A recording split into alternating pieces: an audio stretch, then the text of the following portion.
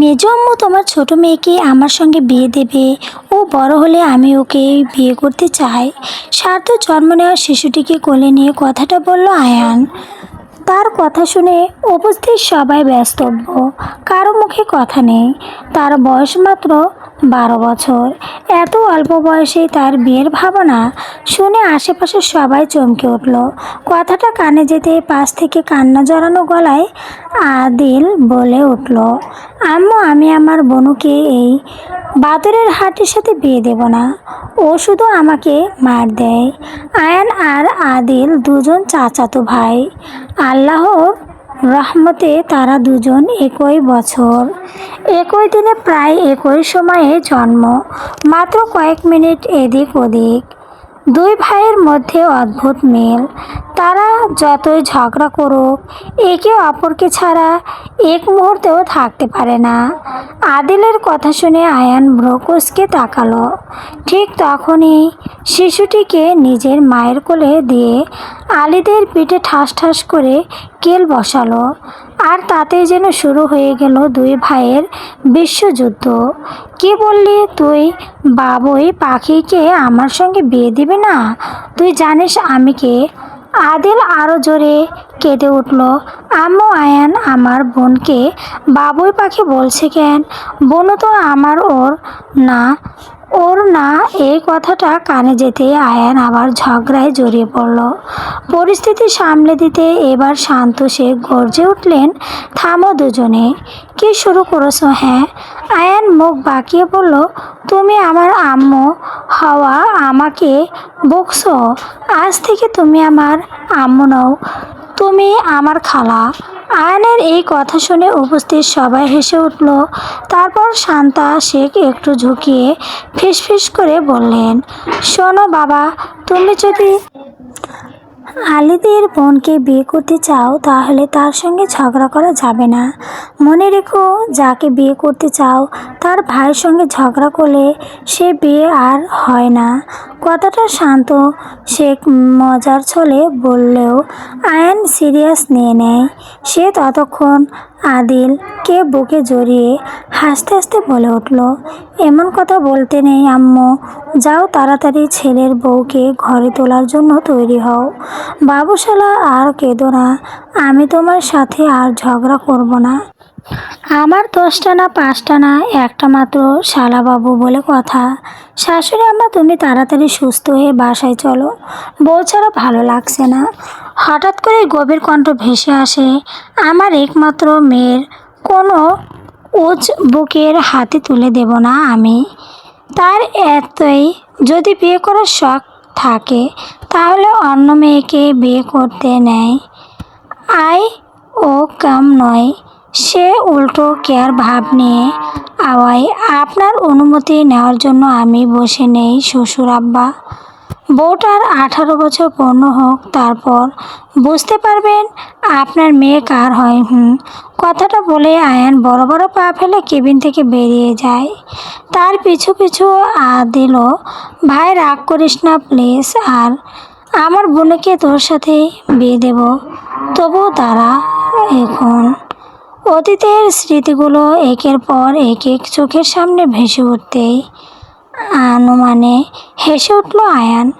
জানালার কাছের বাইরে তাকিয়ে থাকা মানুষটার বুঝতেই পারে না আজ থেকে ঠিক 6 বছর আগে যে দেশ ছেড়ে চলে গিয়েছিল, আজ সেই দেশে আবার ফিরছে সে। নিজের মাতৃভূমিতে পা রাখতেই চলছে দীর্ঘ 6 বছর পর, সেটাও আবার বাসার কাউকে কিছু না জেনেই। এই চলে যাওয়ার পেছনে যে নামটা সবচেয়ে গভীরভাবে জড়িয়ে আছে, সেই নামটা আহিল, তার চাচাতো বোন এবং তার জীবনের একমাত্র ভালোবাসা। 6 বছর আগে একটা মুহূর্তের দুর্বলতা সব কিছু উলটপালট করে দিয়েছিল। নিজের কান কন্ট্রোল করতে না পেরে আহিলের ঠোঁটে হালকা একটা চুমু খেয়েছিল, আর তাতে আয়ানের জীবনের মোড় ঘুরে যায়। তার বাবা আর চাচা মিলে তাকে পাঠিয়ে দেয় ইউএসএস। তবে আয়ান একা যায়নি, তার সঙ্গে ছিল আলিদ, তার একমাত্র শালা। আবার তার জীবনের সবচেয়ে কাছের বন্ধু। আলী ছাড়া আয়ানের একটা মুহূর্তও চলে না। বিদেশের মাটিতে সেই 6টা বছর একের পর এক সঙ্গে কাটাচ্ছে, ঝগড়া, হাসি, আড্ডা আর নিভার তাই আয়ান মিতির ঘরে এতটাই ডুবেছিল যে হঠাৎ বাস্তবে ফের গালে জোরালো একটা থাপ্পড়। সে বুঝে ওঠার সঙ্গে সঙ্গে চেঁচিয়ে উঠল, শাওয়ান নাতরি, তোর জ্বালায় কি স্বপ্নেও বউটারের সঙ্গে একটু রোমান্স করতে পারবো না?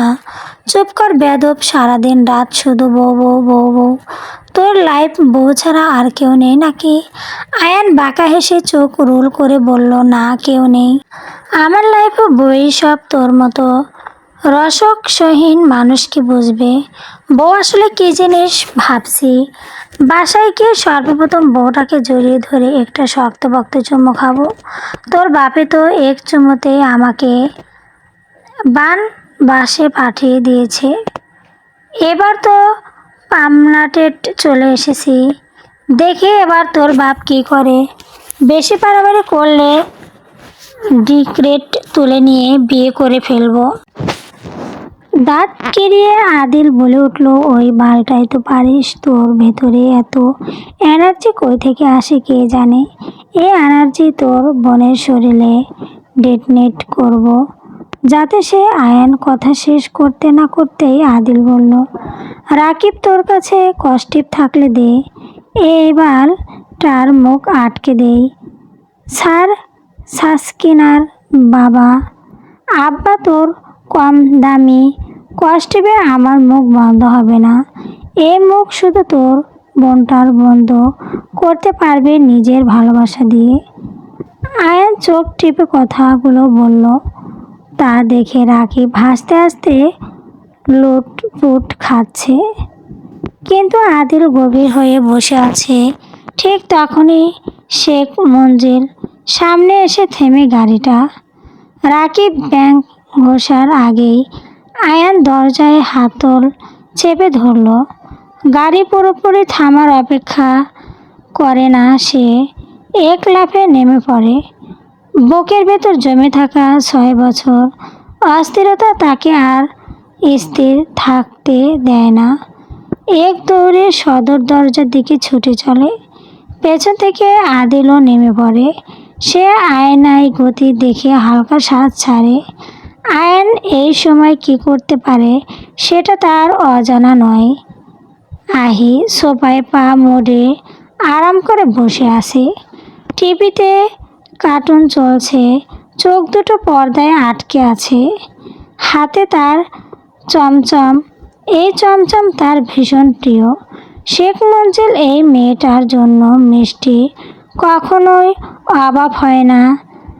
বাহারি, সুদর্শ, রসগোল্লা, চমচম সবাই থাকে, আর অদ্ভুত নিয়মে আহি ছাড়া কেউ সেগুলোই হাত দেয় না। চমচমে এক কামড় দিয়েই ঠোঁটের কোণে হালকা হাসি ফুটে উঠল তার।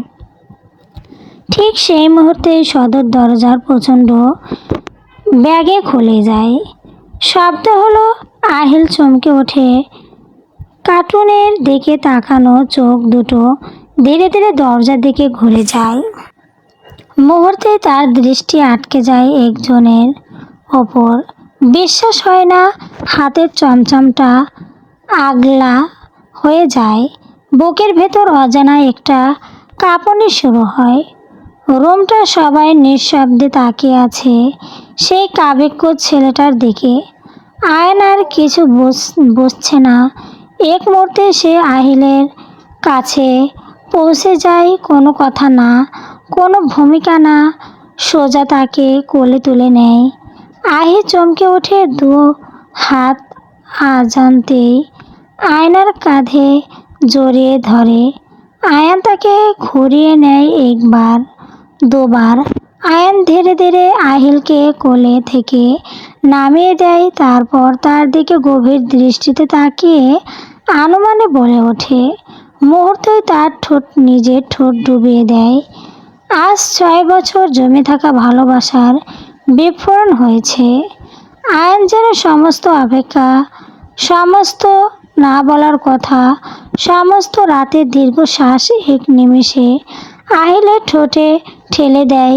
রুমের সবাই হাত বিল্লিত, কেউ কিছু বলল না। সবাই শুধু একজন আরেকজনের দিকে তাকায়। আর আহি সে ভয় চোখ বন্ধ করে রেখেছে।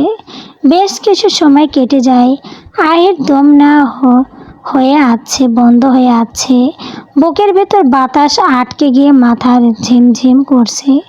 সে প্যান নিজেকে আয়নের হাত থেকে ছড়ানোর চেষ্টা করে, কিন্তু শক্তির লড়াইয়ে সে কোথাও পড়ে উঠেছে না। আয়নায় গিল্পটা যেন লোহার মতো নির্দয়, লিপ্ত। উপায় না দেখে শেষ আশ্রয়টাই ব্যবহার করে আহি। এবার মুহূর্ত দ্বিধা তার সমস্ত শক্তি জমা করে আয়নের মেইন প্যান্টে বারবার সজরে ঘুষে বসিয়ে দেয়। পরিমাণ সঙ্গে সঙ্গে আয়ন হঠাৎ ছিটকে সরে যায়। মুখ বিরক্ত হয়ে আসার ব্যথায় দুই হাঁটু ভেঙে সে মেঝেতে বসে পড়ে। শ্বাস নিতে কষ্ট হয়। সে দাঁত কামড়ে ব্যথা চেপে রাখে কঠিন তাকেই। ঠিক তখনই মহিবুল শেখ রিক্তিম দৃষ্টি তাকিয়ে আছে। সেই দৃষ্টিতে আজ ক্রুদ্ধ আর বিব্দের আগাম বার্তা দেয়। সেই চোখের দিকে তাকিয়ে আয়ন দাঁত কিচিয়ে বলে ওঠে, বালের শ্বশুর আম্মা, কেমন মেয়ে পয়দা করেছেন যে নিজের হাতে নিজের গুরুত্বপূর্ণ সম্বল সৎসঙ্গ দিতে চায়। আল্লাহ গো কি ব্যথা! এই চিকনা মেয়ের শরীরে এত শক্তি কেমনে কি? আহি দৌড়ে নিজের বাবাকে জড়িয়ে ধরে। আব্বাজান, এটা সেই চওড়া না যে আমাকে চুমু দিয়েছিল অনেক বছর আগে? ছি ছি ছি, ওয়াক থু, এই চওড়া আবারও আমাকে চুমু দিল। কথাগুলো শোনার সাথে সাথে আকাশ যেন আয়নার মাথার ওপর ভেঙে পড়ল। চোখ বড় করে আদিলের দিকে তাকিয়ে সে গর্জে ওঠে, দেখেছিস শালা, তোর বোনের জন্য 7 সাগর 13 নদী পাড়ি দিয়ে চলে আসলাম, আর সেই বজ্জাত মায়ারি মাতরি বলেছে আমি নাকি জাউরা। কাছে আয় শালির মায়া, আরে 2টা চুমু দেই। আহি আরও গুটিয়ে যায়। ভয়ে তার হাত কেঁপে উঠছে। বুক অচেনা রকম চাপা অনুভূতিতে ভতাক্রান্ত। ঠিক তখনই মহিবুল শেখ হঠাৎ আয়নের সামনে এসে দাঁড়ালেন। কণ্ঠ বাজ্র কণ্ঠের তীব্রতা, বেয়াদব ছেলে, তোমার লজ্জা বলতে কিছু নেই? কথা থেকে হুট করে এসে আমার মেয়ের ওপর ঝুঁপিয়ে পড়লে। ভাইজান, আপনি তো বলবেন না? জাহিদ শেখ এবার চশমার ফাঁক দিয়ে তাকালেন, তারপর নির্বিকার ভাঙিতে সোফায় ফিরে বসলেন। তিনি জানেন যাই বলুক তার অবাধ্য ছেলে কারো থেকেই কথাই শুনবে না। তাই চুপ থাকা বুদ্ধিমানের কাজ। আদিলের কাঁধে ভর দিয়ে আয়ন কষ্টকর হলেও উঠে দাঁড়ালো। ঠোঁট বাঁকিয়ে বঙ্গ মিশ্রিত হাসি ফুটিয়ে সে বলল, মাননীয় শ্বশুরাব্বা, যেখানে আমার বংশর ধরতে লজ্জা নামক কোনো বাস্তবতা নেই, সেখানে আমার আবার লজ্জা আসবে কোথা থেকে শুনি? আর আমি আপনার মেয়ের ওপর আমি ঝাঁপিয়ে পড়িনি। আপনার মেয়ে তো বলেছিল সোজা যান, আসো আমার কিউট ঠোঁট একটা চুমু দিয়ে যাও।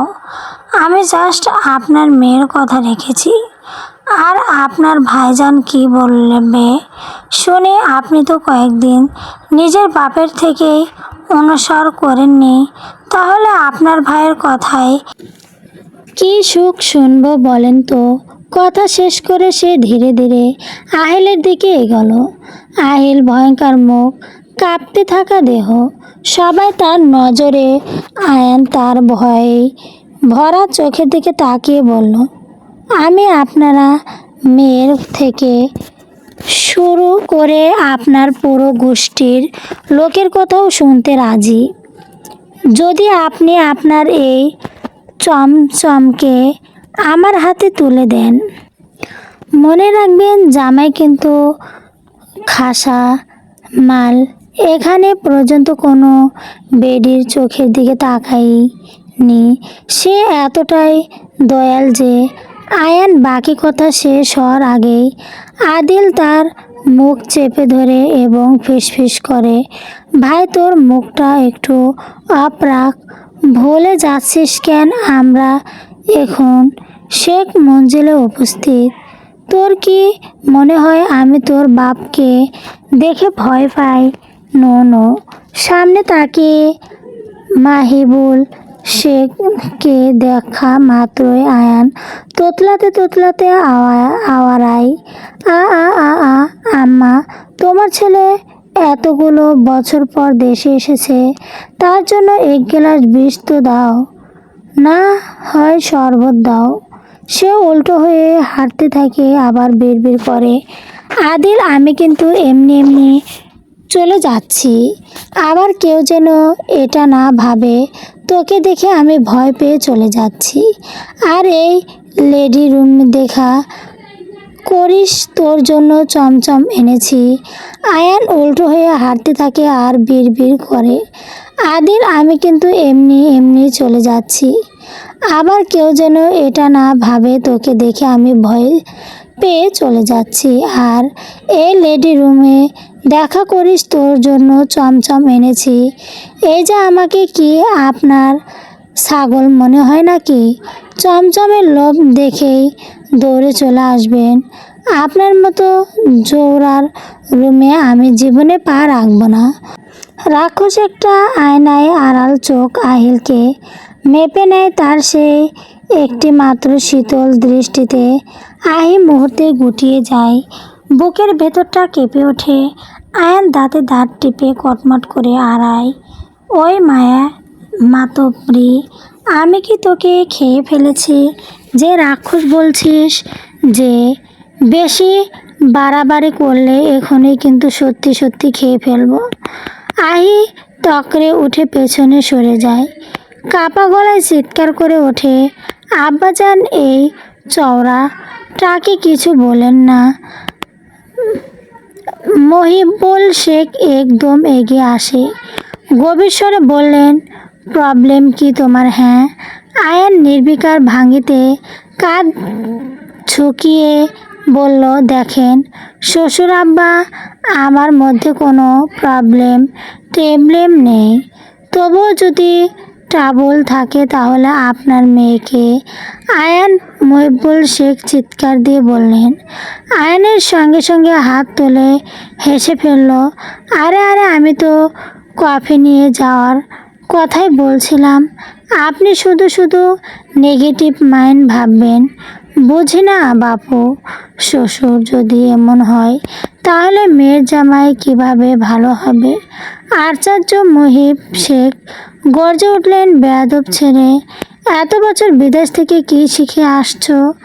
আয়ান ঠোঁটের কোণে বাঁকা হাসি এসে হাসি টেনে নির্বিকার গলায় উত্তর দিল, এই যে আপনার মেয়েকে কিভাবে কিভাবে ভালোবাসতে হয়, কত তাড়াতাড়ি তাকে আমার বেড ম্যানেট বানানো যায়, আর কত তাড়াতাড়ি আপনাকে নানাভাবে ভাই বানানো যায়।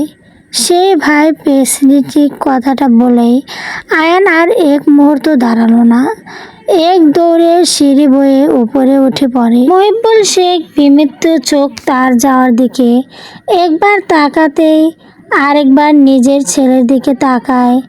তার তাকানো দেখে আলীর মেকি হাসি আওড়ায়, আব্বা আপনি আমার দিকে তাকিয়ে কি দেখেন?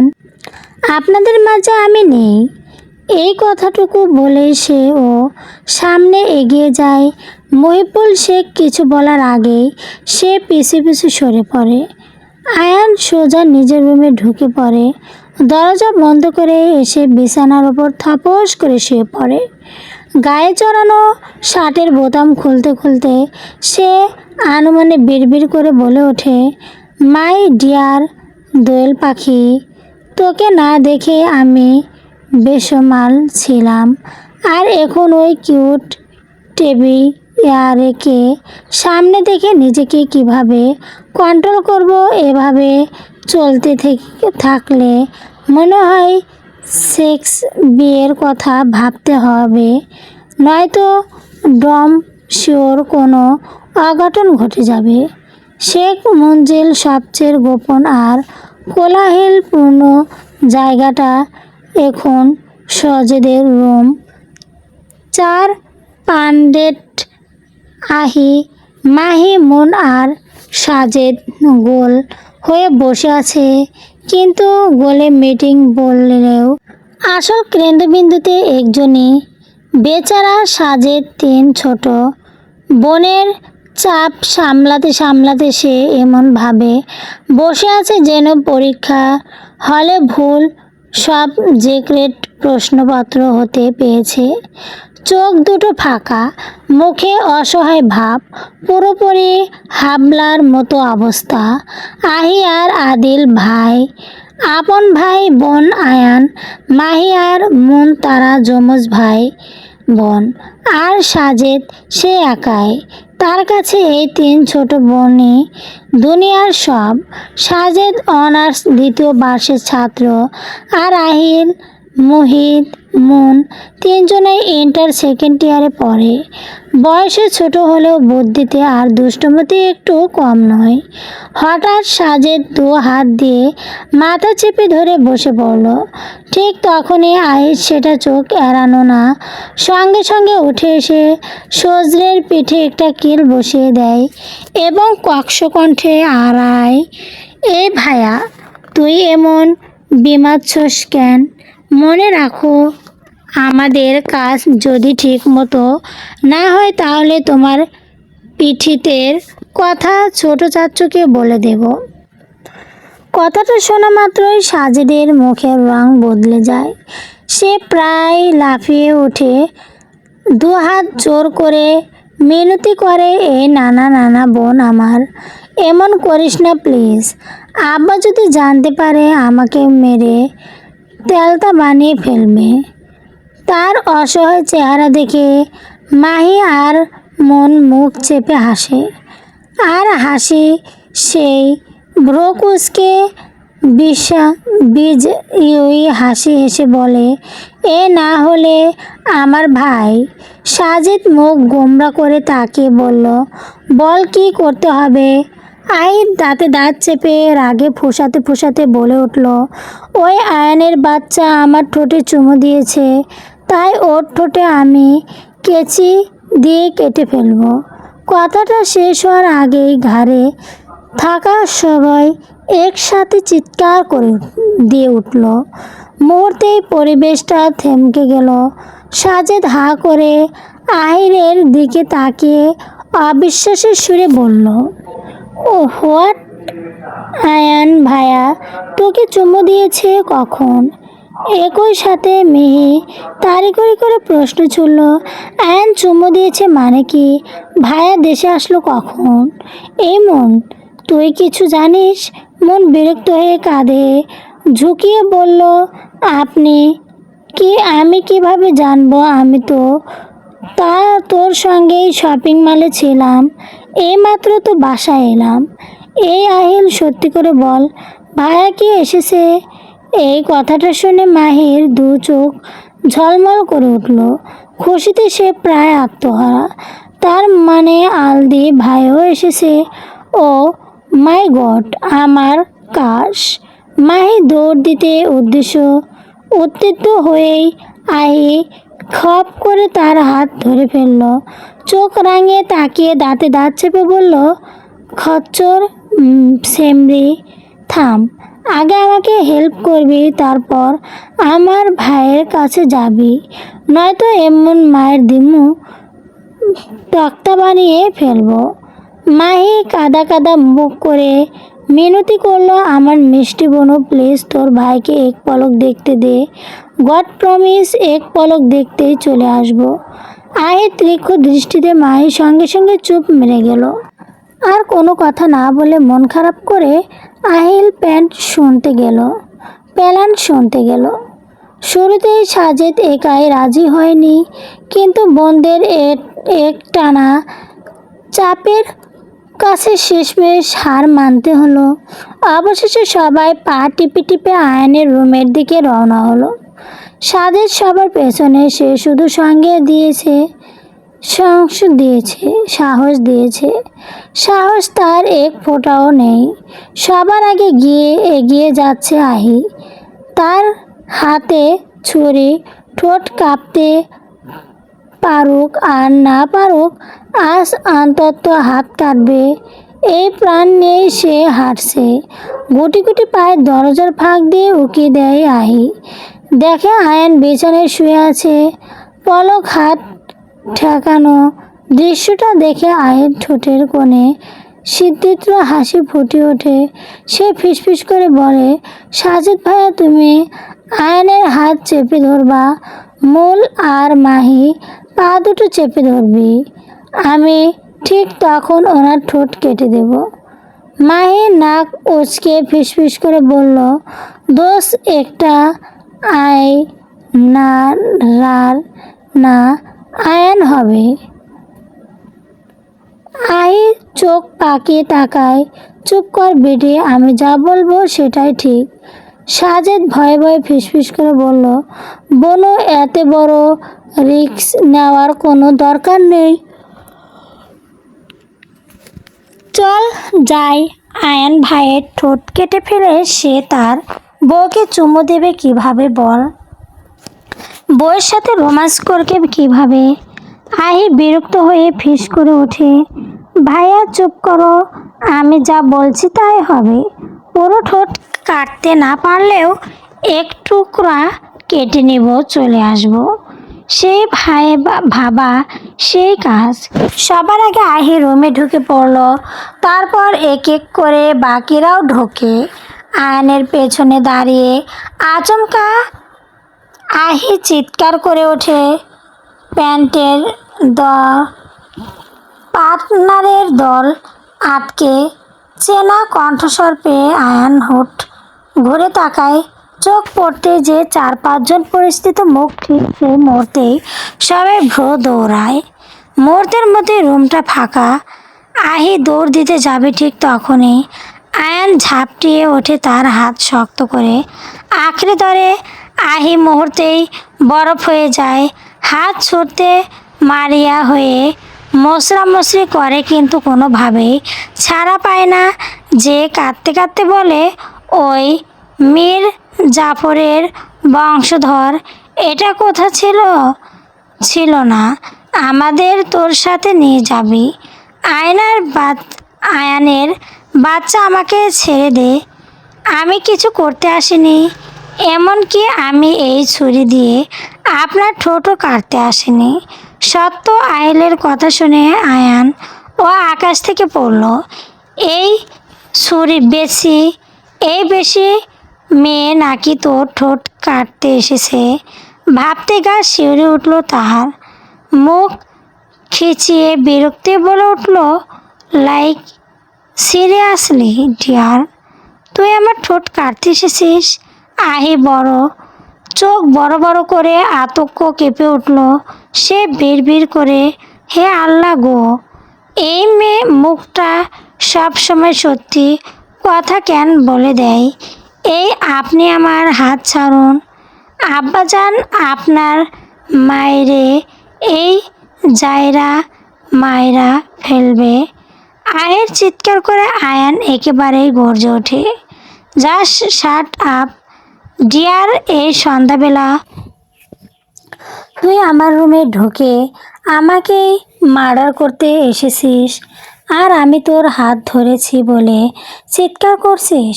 চল তোর বাবার কাছে গিয়ে বলি, তুই শুধু আমাকে মারতে না, আমাকে ইজ্জত আহরণ করতেও এসেছিস। আহি আতঙ্ক হা করে তাকিয়ে রইল। ও আল্লাহ গো, এ বজ্জাত এত মিথ্যা কথা কেমনে কয়? আমি আপনার ইজ্জত আহরণ করতে আছি? মাথা খারাপ নাকি?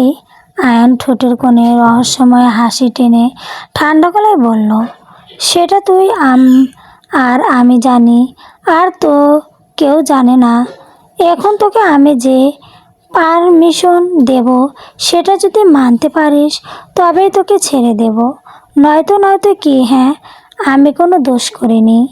আপনি তখন আমার ঠোঁটে চুমু দিলেন কেন? তাই এখন আমি আপনার ঠোঁট কাটতে এসেছি। সে কাঁপা কাঁপা কণ্ঠে বলল। আয়ান মুহূর্তে একটা টানে আহিকে নিজের বুকের সঙ্গে মিশিয়ে নিল। কণ্ঠটা ধীর আবার ভারী করে বলল, ও রিয়েলি? শুধু চুমু দেওয়ার জন্য তুই যদি আমার কিউট কিউট ঠোঁট কাটতে আসতে পারিস, তাহলে তার জন্য আমি কোনো পরিমেন্টট দিতে পারবো না। ও তা তো হচ্ছে না ডিয়ার। আয়নায় ভারী নিঃশ্বাস আহিলের মুখে এসে লাগছে। আহিল ঘন ঘন শ্বাস নিতে থাকে। ভেতরটা হঠাৎ করে এলোমেলো হয়ে যায়। বুকের ভেতর এক অজানা অস্থিরতা জমে ওঠে। নিজেকে ছাড়তে সে মারিয়া হয়ে ওঠে, কিন্তু আয়নায় বিন্দুমাত্র ছাড় দেয় না, বরং সে আরও কাছে টেনে নেয় আহিনকে। তাদের মধ্যকার দূরত্ব আরও কমে আসে।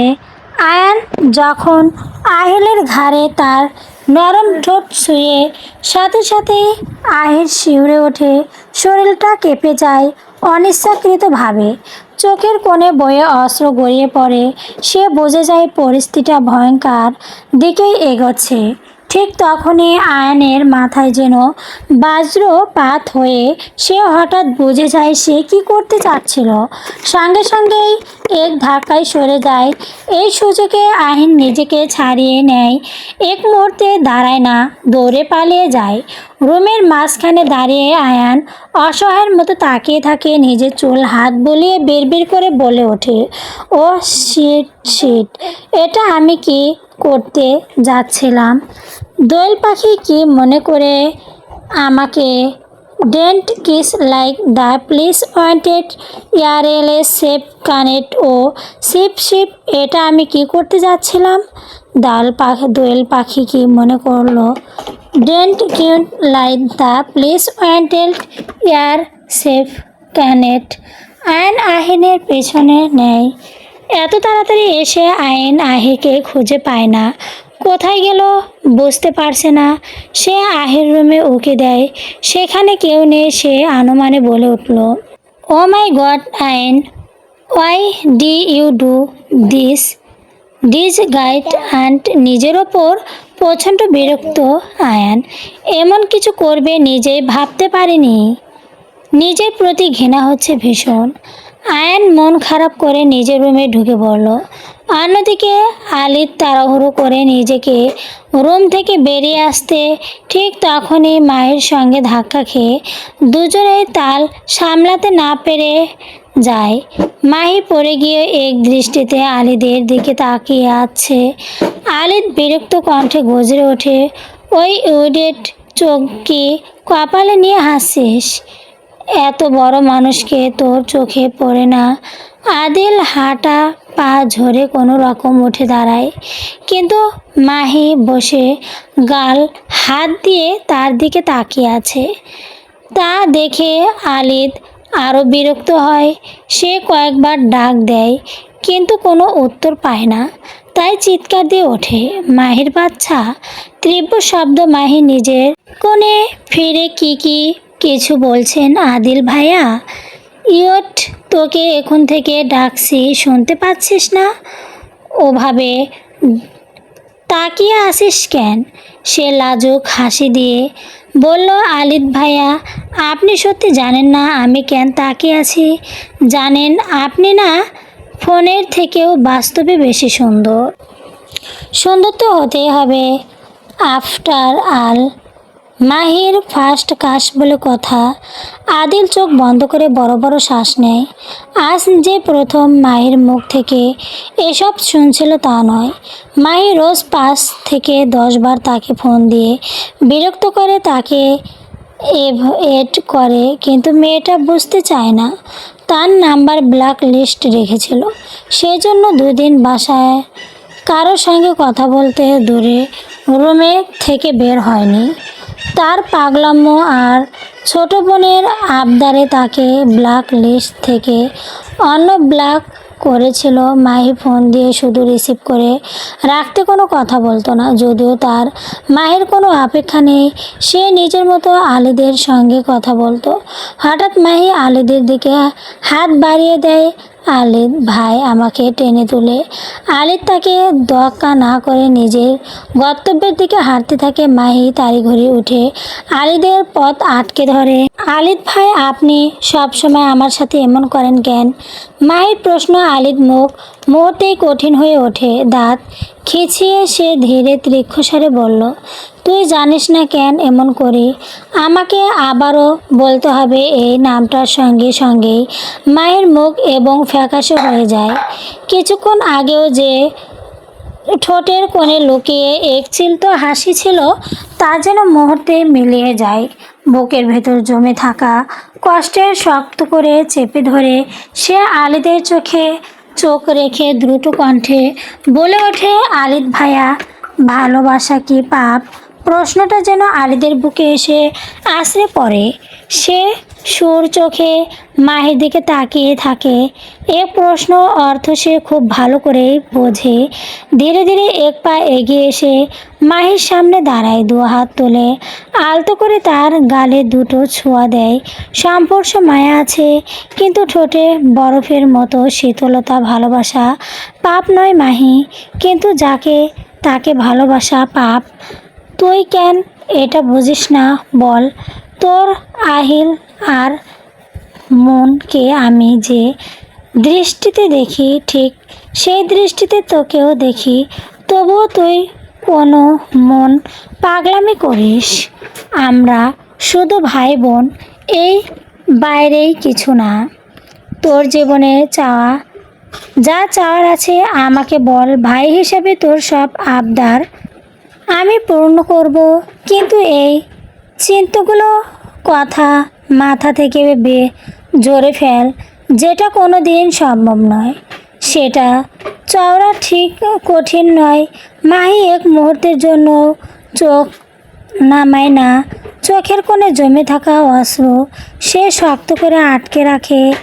কণ্ঠ এবার কাঁপে না, বরং অদ্ভুত এক দৃঢ়তা নিয়ে এসে বলে ওঠে, কেন ঠিক না?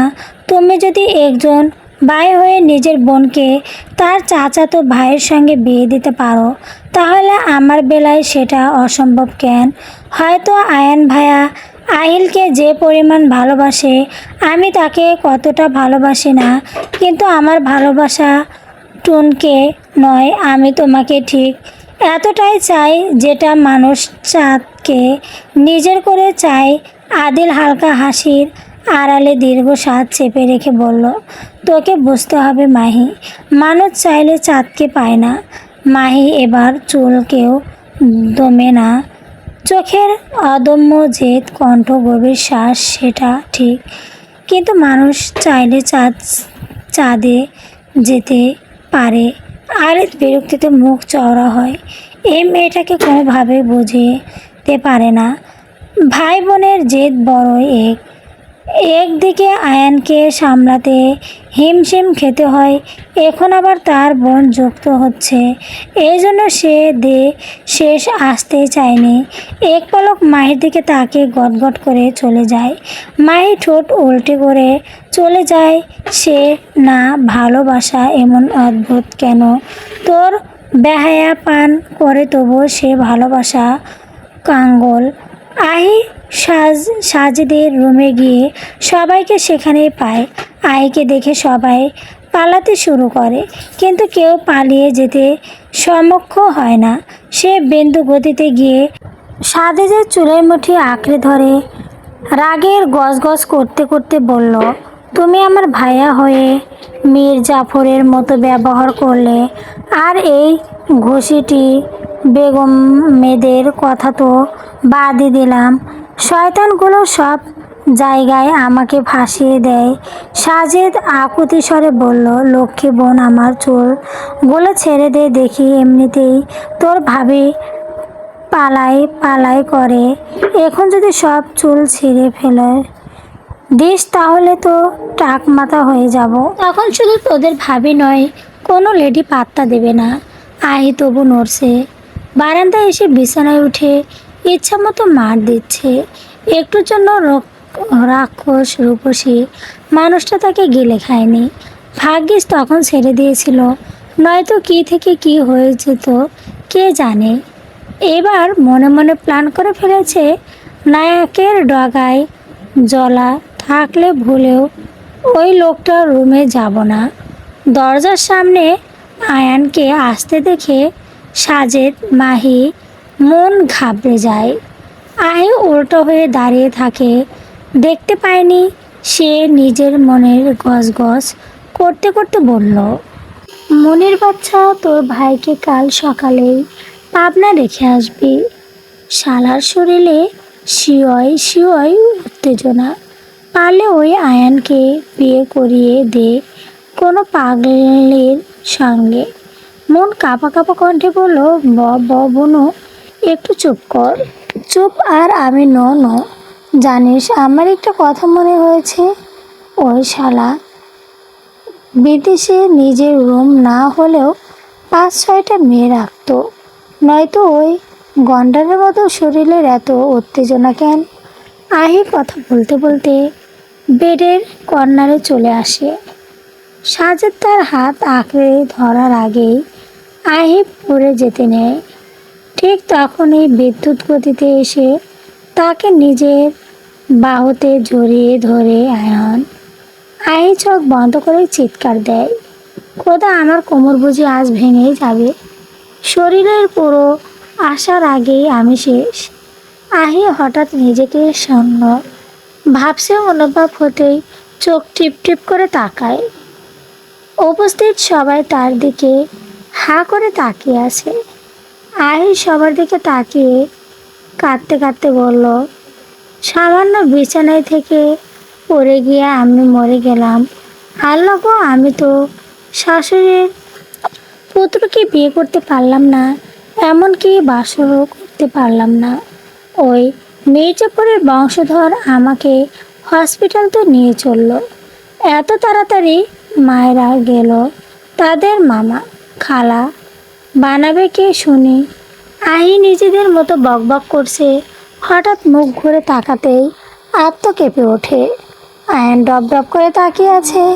আয়ান ঠোঁটের করে বাঁকা হাসি বুলিয়ে আড়ালো, তোর শাশুড়ি পুত্র ক্যামিং ডিয়ার আমি থাকতে তুই কিভাবে মরতে চাস? আমার দেওয়া সুইট সুইট কষ্ট তো এখনো তোর ওপর অ্যাপ্লাই করিনি। এই বলে আয়ান আহির কণ্ঠে জোরে পরপর কয়েকবার চুনুন কাটালো। আহি আহাম্মকের মতো তাকিয়ে আছে, কি বলবে ভেবে পায় না সে। কাল থেকেই হাউ মাউ করে কাঁদতে থাকে। ওই মাহির বাচ্চা তোর বজ্জাত ভাই এটা কি করলো? ওর শাশুড়ির পুত্র তুই কে? তোমার বউকে এই আয়নার বাচ্চা নির্যাতন করেছে। আয়ান আহিলের চিৎকারের শব্দ এতক্ষণে কোল থেকে নামিয়ে বিছানায় বসিয়ে দেয়। আহি বিছানায় বসে গেলা ফাটিয়ে চিৎকার করছে, আর একে একে করে সব বালিশ আয়নার দিকে ছুড়ে দিচ্ছে। আয়ান চোখ পাকিয়ে তাকিয়ে আছে। ওই মেয়েটা এমন করে কেন সেটাই বুঝতে পারল না। এত বচ্চামো সে কিভাবে সহ্য করে? হঠাৎ আয়ান আহিলকে ধমকে স্বরে বলল, শাওয়ার নাতনি, কাঁদিস কেন? তোরে কামড় দিয়েছি নাকি খামচে দিয়েছি? বিছানা থেকে পড়ে যাচ্ছিলে তাই জাস্ট কোলে নিয়ে একটা পাপ্পি দিছি, চুমু তো আর দেয়নি। কথাটা শোনা মাত্রই সবাই খিলখিল করে হেসে দেয়। আহিল বকো বেনে তাকিয়ে থাকে পাপি আর চুমুর মধ্যে যে ডিপার্টমেন্ট আছে এটা জানা ছিল না। সে কোমরে হাত গুজে কাকস কণ্ঠে কথাগুলো প্রতিধ্বনিত করে তুলল। আপনি কি আমাকে পাগল পেয়েছেন? পাপ্পি আর চুমু তো একই জিনিস। আয়ান ভাঙ ভরা হাসি ছুড়ে দিয়ে আবার বলল, তোকে পাওয়ার কি আছে? তুই তো আমারই। আমি অন্য পাওয়ার কথা বলছি। আয়ান নাক ছিটকে বলল উঠল, ছি ছি, তুই আমাকে বিছানায় পাওয়ার কথা বলছিস? আমি ভাবছিলাম আর কেউ ভালো হোক বা না হোক, আমার দোয়েল পাখি অন্তত ভালো হবে। কিন্তু এই মাতারি কুল বলার আগেই বিছানায় যেতে চায়। ও খোদা, এই 5টা মেয়েকে আমার নজরে ফেলে কেন? কথাগুলো শুনে আহিল ফ্যাল করে কাঁদতে শুরু করে। কান্না জড়ানো কণ্ঠে বলল, আমি কখনোই বড় বাবার কাছে বিচার দেব? আপনি এইটুকু সময়ে আমার সাথে কি কি করেছে তার হিসাব দেবেন, আর আমাকে এমন নোংরা কথা বলেছেন। আর এক মুহূর্ত না দাঁড়িয়ে সে গটগট করে বেরিয়ে যায়। আহিল চলে যাওয়ার দিক তাকিয়ে আয়ান দাঁত কেলিয়ে হেসে উঠল, যা গিয়ে বল তোর শ্বশুর আমার বালও ছিঁড়তে পারবে না। আহি চলে যেতে আয়ান ঘুরে দাঁড়িয়ে ভাই বোনদের দিকে চোখ রাঙিয়ে তাকায়। সেই দৃষ্টি তপ্প সাজত কাঁপা কাঁপা কণ্ঠে বলে ওঠে, ভাইয়া আমি কিছু করিনি। গড প্রমিস, তোমার বই তোমাকে টেনে হিসেবে নিয়ে গেছে। বিশ্বাস না হয় ওদের জিজ্ঞাসা করো। কথাটা বলেই সাজেদ গুটি গুটি পায়ে রুম ছেড়ে বেরিয়ে যায়। আপাতত সে চেয়ে আয়নার চোখে আড়ালো থাকতে আয়ন এবার নিজের বোনদের দিকে তাকিয়ে মাহের মন খারাপ মুখটা দেখে সে দু বোনকে একসাথে বুকে জড়িয়ে নেয়। মাহের কানের কাছে ফিসফিস করে বলল, আদনান শেখ আয়নের বোন হয়, মন খারাপ করো বসে আছিস? মনে রাখিস, চাইলে কাউকে পাওয়া যায় না। নিজের ভালোবাসা নিজেকেই ছিনিয়ে নিতে হয়। যে আমার তাকে যেভাবেই হোক আমার করতেই হবে। কিছু কষ্ট হোক, তবু সেই পাটা হাতছাড়া করা যাবে না। এর কিছু বুঝতে পারছিস? মাহি এক গলা হেসে জবাব দেয়, ও ভাইয়া, আমি বুঝে গেছি আমাকে কি কি করতে হবে। মেয়ে আয়ান শেখ আলদি মেহের পাগলামো দেখে জন্য রেডি হন। রাত তখন ঠিক 3টা। চারপাশে নিস্তব্ধ শীতল হিম বাতাসে বাড়িটা যেন আরও গোমট হয়ে আছে। আয়ান আর আলদি গুটি গুটি পায়ে সদর দরজার দিকে বাড়িয়ে ভেতরে ঢুকছে। নিজেদের বাড়ি হাওয়া তাদের চলাফেরা চোর চোর ভাব, কারণ একটা চাবি নেই। বাধ্য হয়ে মেঝেতে সজ্জেদ ও ফোন দিতে হয়েছে দরজা খুলে দেওয়ার জন্য। সাদের দরজা খুলে এক দৌড়ে আবার নিজের রুমে ঢুকে পড়ল এবং শীতে বাইরে দাঁড়িয়ে থাকা তার কাছে একেবারেই নিরাপদ মনে হয়নি। অথচ এই হাক্কাপনে শীতের রাতে তাদের দুই হাসান ভাইয়া কোথায় যেন মিশনও গিয়েছিল। ভেতরে ঢুকে আয়ান শীতল কাপে বিরক্ত গলায় আড়ালো, যা শালা নিজের বাড়িতে ঢুকেও চোরের মতো ঢুকতে হয়, এমন আবুল্লা কপাল কয়েকজনের থাকে রে। আদি হালকা হাসি চেপে জবাব দেয়, এমন কপাল তোর আর আমার ছাড়া আর কারো আছে বলতো? জানা নেই। আয়ান দাঁত কাঁপতে কাঁপতে গজগজ করে বলার, শীত পড়ছে থেকে মাথা পর্যন্ত কাঁপিয়ে দিচ্ছে। আদিলের দৃষ্টি বুঝে আয়ান হঠাৎ আমতা আমতা করে বলল, আরে না না, আমি মানে পা বোঝাচ্ছি। সব কিছু নেগেটিভ মাইন্ড নিষ্কেন। আলদি তীক্ষ্ণ চোখে থাকায় আমাকে তোর লেদা বাচ্চা মনে হয় নাকি? তুই কেন ইরের কথা বলছিস? আমি বুঝি এটা ভেবেছিস? গমিত বাদ দে, চল রুমে। তোর এই বালের মিশনের জন্য ঠান্ডায় একটুখানি শীতে ঘুমাতে পারছে না। কথাগুলো বলতে বলতে দুজন ধীরে ধীরে ড্রয়িং রুমে এসে পৌঁছায়। হঠাৎ আয়ান নিজের প্লেটে হাত বুলিয়ে দীর্ঘশ্বাস ছেড়ে বলে ওঠে, শালাবাবু, তাই রুমে যাই।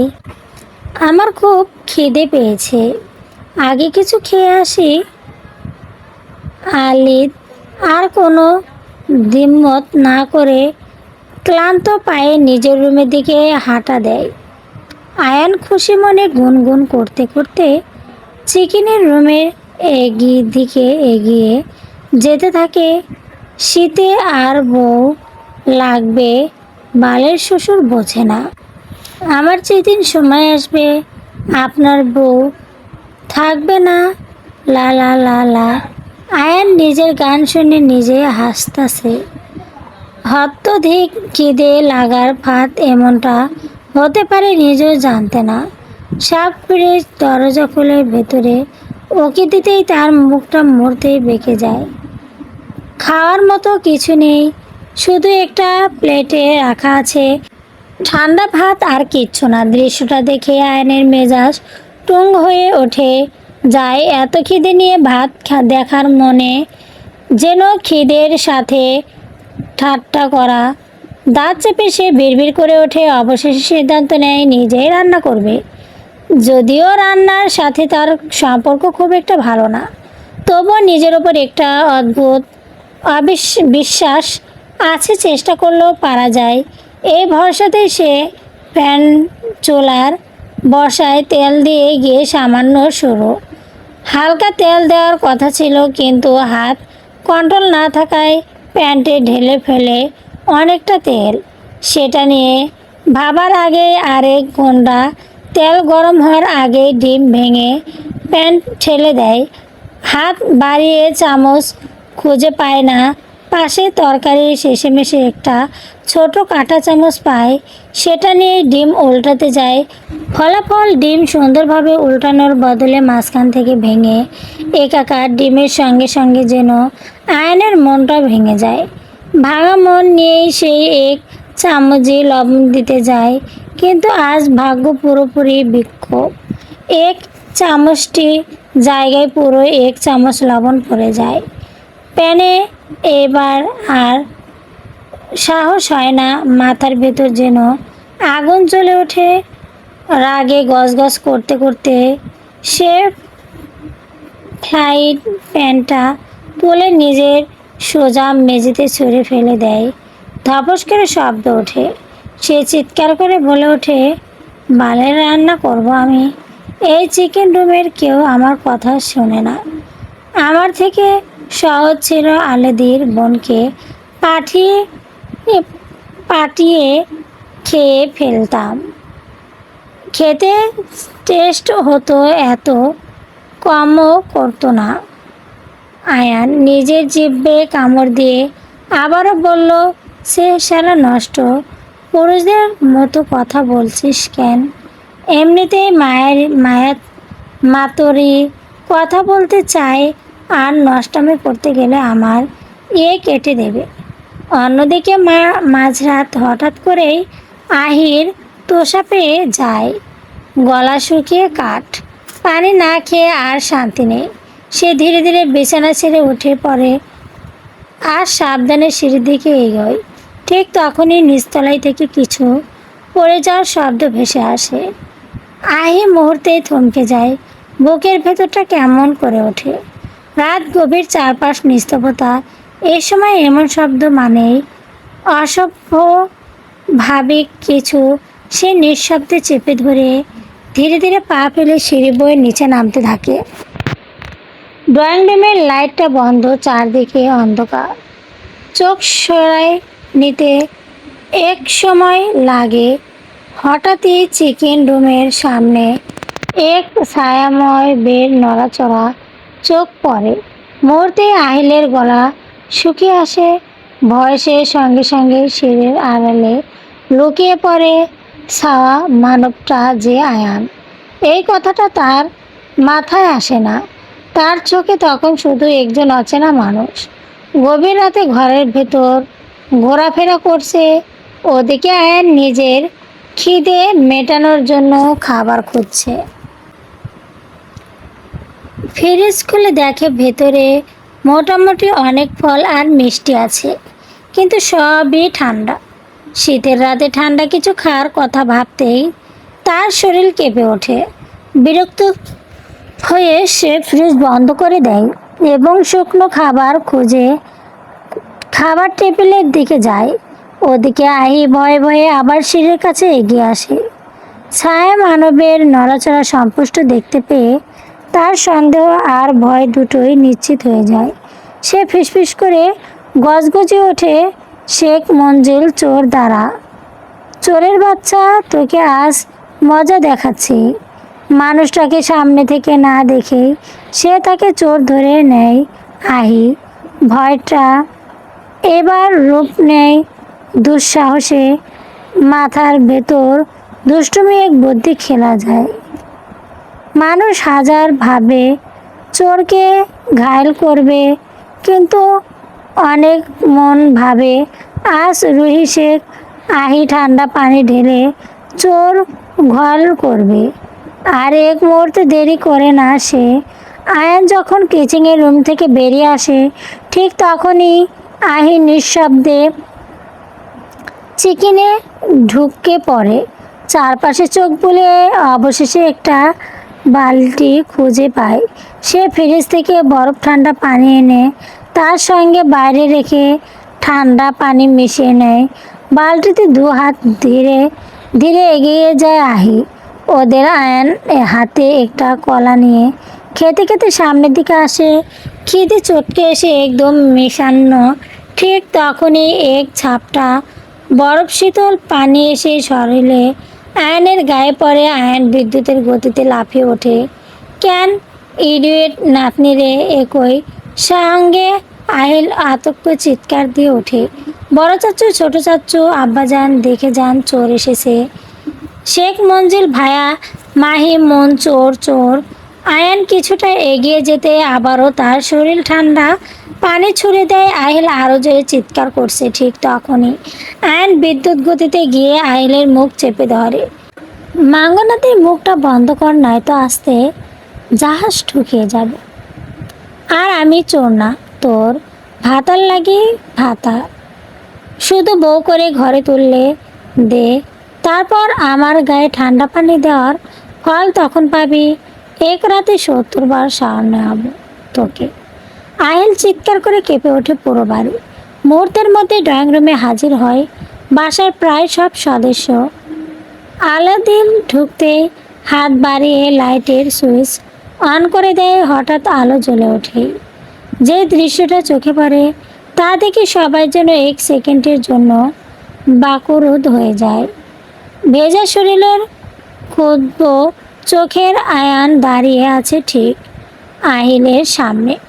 সবাই আহাম্মকের মতো তাকিয়ে আছে দুজনের দিকে। আহিল চোখ তুলে সেই লোকটার দিকে তাকাতেই শরীর কেঁপে ওঠে, গলা শুকিয়ে আসে, কথা বের হয়ে কাঁপা কাঁপা স্বরে আ আ আয়ান ভাইয়া। আয়ান দাঁতে দাঁত চেপে গর্জে ওঠে, ভাইজান না, ভাতের বাল বে ভাতার। পরিবারের সদস্যদের উপস্থিতি টের পেয়ে আহিল তাড়ি ঘড়ি নিজেদের জড়িয়ে নেয়। এক ধাপ পিছিয়ে দাঁড়ায়, মুখ ফ্যাকাশে, চোখ সন্তুষ্ট ভয়। মাহিবুল শেখ বিস্ময়ে চোখ বড় বড় করে তাকিয়ে আছেন। তিনি আয়নার দিকে এগোতে আয়নায় মুখ বাঁকিয়ে বিরুদ্ধস্বরে বলে ওঠে, দেখেন শ্বশুর আব্বা, এখন আর কোনো দোষ নেই। আপনার মাইয়া আমাকে চোর ভেবে আমার গায়ে ঠান্ডা পানি ঢেলে দিয়েছে। মন চাইছে এক থাপ্পড় দিয়ে চান্দর দেশ পাঠিয়ে দেই। এই শীতে তিনি শাওন নিতে হিমশিম খায়, আর এই শাড়ি কিনা ঠান্ডা পানি ঢেলে দিল। হঠাৎ করে দাঁত কিরমির করে কথা বলে ওঠেন আয়ানের মা, শান্ত শেখ। বাপ, তোরে চোর ভাবার কি আছে? তোকে দেখেই তো চোরের মতো লাগে। কথাটা শুনে আহিল খিলখিল করে হেসে ফেলে। আয়ান চোখ পাকিয়ে তাকাতেই মুহূর্তে হাসি গিলে ফেলল সে। আয়ান দ্রুত গলায় বলে ওঠে, আম্মা আপনি আমার জানি হয়ে আমাকে চোর বলছেন? জানেন আপনার ছেলের জন্য কত মেয়ে পাগল। শান্তা শেখ নির্বাকার ভাঙিতে জবাব দেন, তাদের রুচি খারাপ তাই তোর জন্য পাগল। যেদিন রুচি ঠিক হবে সেদিন তোকে এমনিতেই ভুলে যাবে। আয়ান দাঁতে দাঁত চেপে আদিলের দিকে তাকিয়ে বলল, আদিল, তোর শাশুড়িকে আমাকে যেন ইনসাল্ট না করে, নয়তো কি করবি? আয়ান ঠোঁট বাঁকে হাসি টেনে বলল, নয়তো আপনার আদরের আহিকে তুলে নিয়ে বিয়ে করবে ফেলবো।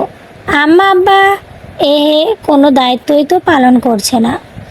এই শীতে যে ছেলের বউ লাগে সেটা কি একেবারেও ভেবে দেখেছেন? ঠিক তখনই সিঁড়ি দিয়ে তাড়াহুড়ো করে নামতে থাকে মাহি। হঠাৎ পা ফসকে যায়। পড়ে যাওয়ার আগে মুহূর্ত আলিদ দুহাতে তাকে আগলে নেয়। রাগি চোখে তাকিয়ে বলে ওঠে, ইডিয়েট, ঠিক করে হাঁটতে পারিস না? একটু জোর জন্য পড়ে যাসনি? মায়ের চোখ টিপে মুচকি হেসে বলল, আমি যতবার পড়ে যাব আপনি আমার হিরো হয়ে ধরে ফেলবেন। মাইন্ড কাশ, মাই সুপারম্যান। হঠাৎ করে সবার দৃষ্টি তাকে তাদের দিকে চলে আসতে আলিদি আস্তে হাত ছেড়ে দেয়, মুখ ঘুরিয়ে অন্যদিকে চলে যায়। মাহির সঙ্গে সঙ্গে জিজ্ঞাসা করে, আম্মা আপনি আমার ভাইকে চোর বানালেন কেন? আরেক চুন্নি হাজির। তাদের চোর চুন্নি বলেও ভুল হবে, দুটোই না তিনটোই সায়রা। হঠাৎ জাহিদ শেখ গভীর গলায় ধমকে উঠলেন, শান্তা থামো তো, তুমি আগে শুনে নাও এখানে আসলে কি হয়েছে। আহিমা তুমি বলো কি হয়েছে এখানে। আহি তখন ভয়ে শক্ত হয়ে আছে, ঠোঁট শুকিয়ে গেছে, চোখ জমে আছে অস্থিরত্ব আর লজ্জায়। কাঁপা কাঁপা কণ্ঠে সে পুরো ঘটনা খুলে বলল। আহি কথা শেষ করতে শান্ত শেখের মুখের রং বদলে যায়। কিছু না বলে তিনি সোজা চিকেন রুমের দিকে উঁকি দেয়। আর ঠিক তখনই দৃশ্যটা দেখে তার মাথায় যেন আগুন ধরে যায়। চারদিকে ছিটে থাকা পানি, তেলা মেঝে, এলোমেলো জিনিসপত্র, কিচেনের বেহাল দশা দেখে তিনি রাগে ফুঁসাতে থাকেন। মুখ খুলে যে ঝড় উঠবে সেটা বুঝতে কারোই বাকি থাকলো না। শান্ত শেখ বিড়বিড় করে ড্রয়িং রুমের দিকে পা বাড়াতে আয়ান বিপরীত অংশটা বুঝতে পেয়ে যায়। এক সেকেন্ডে দেরি না করে সে এক দৌড়ে নিজের রুমে ঢুকে পড়ে। তার পিছু পিছু আলদি, মাহি, এমনকি বাকিরাও ধীরে ধীরে সরে যায়। কেউ সামনে থাকতে চায় না, কারণ সবাই জানে এখন যদি শান্তা শেখ চিৎকার শুরু করেন তাহলে সেটা থামবে না ঘন্টাখানেক। আর মাঝরাতে এমন চেঁচামেচি সহ্য করার মতো অধৈর্য বা শক্তি কারণেই চলবে।